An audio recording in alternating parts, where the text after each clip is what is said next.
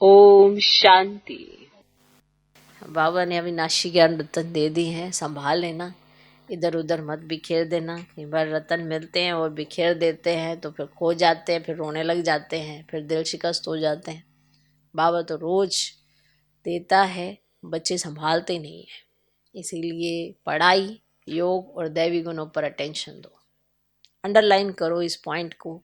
कई बार हम सेवा सेवा की तरफ ज़्यादा चले जाते हैं, हमें लगता है सेवा करनी है, लेकिन सेवा करोगे कैसे जब ये तीनों बेस ठीक नहीं है? कैसे करोगे ऊपर ऊपर से, जबकि सब कुछ करने वाला बाप है? यही स्मृति भूल जाएगी। तो पढ़ाई तो पढ़ रहे हो, अब योग ही नहीं होगा, दैवी गुण नहीं होंगे, तो सेवा भी कैसे होगी? वरना आप अगर कुछ भी करोगे और पढ़ाई भी है, योग भी है, दैवी गुण भी है, तो अगर हल्के से भी किसी को सुनाओगे, समझाओगे ना, तो उस पर असर बहुत होगा। क्योंकि आपका दैवी गुणों पर अटेंशन है, पढ़ाई पर अटेंशन है, याद की यात्रा में रहते हो, तो आप फिक्र छोड़ दो, फिर बाप से वो सेवा करा लेता है।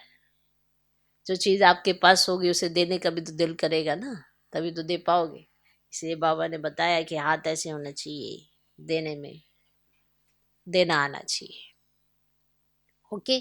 इसीलिए वो स्थूल धन की बात नहीं है कि हाँ अभी स्थूल धन देना आना चाहिए। यह अविनाशी ज्ञान रत्नों की बात है। तो अगर आपके जीवन में होंगे तो लोगों को प्रेरणा मिलेगी, उनको खुशी होगी कि अरे ये तो धारणा की जा सकती है, और सहज भी लगेगा अगर आपके जीवन की खुशहाली को देखेंगे। इसीलिए खुश मिजाज और योगी बच्चे सबको अच्छे लगते हैं। नहीं, मिजाज जिसका खुशनुमा हो तो सबको अच्छा लगता है कि नहीं? नहीं, ये खुश रहते हैं, ये मस्त रहते हैं, ये अपने आप में इतने खुश रहते हैं, और अगर कोई भी इनके समीप भी जाता है तो उसको भी खुशी होती है। उनका संग भी सबको अच्छा लगेगा, हल्का लगेगा। कई बार कईयों का संग इतना भारी होता है कि उनके संग बैठ जाओ तो नेगेटिविटी व्यर्थ इतना होता है कि बस उठेंगे तो भारी होके उठेंगे नेचुरली। क्योंकि भारीपन उनके पास जैसा होगा तो दूसरा भी जो बैठा होगा वो भी भारी हो जाएगा। लेकिन खबरदारी तो हमें रखनी है ना, तो दैवी गुणों की धारणा तो हमें करनी है। इसीलिए किसी का दोष नहीं धर सकते कि आप ये ऐसा ही है, किसी और के ऊपर दोष धर दो कि ये ऐसा ही है, ये ऐसा ही है, ये ऐसे ही करता है। हम क्या कर रहे हैं भाई? हमें हमारी खबरदारी रखना बहुत जरूरी है, समझा? इसीलिए अपने आप से झूठ बोलना बंद करें कि हम क्या कर रहे हैं क्या नहीं।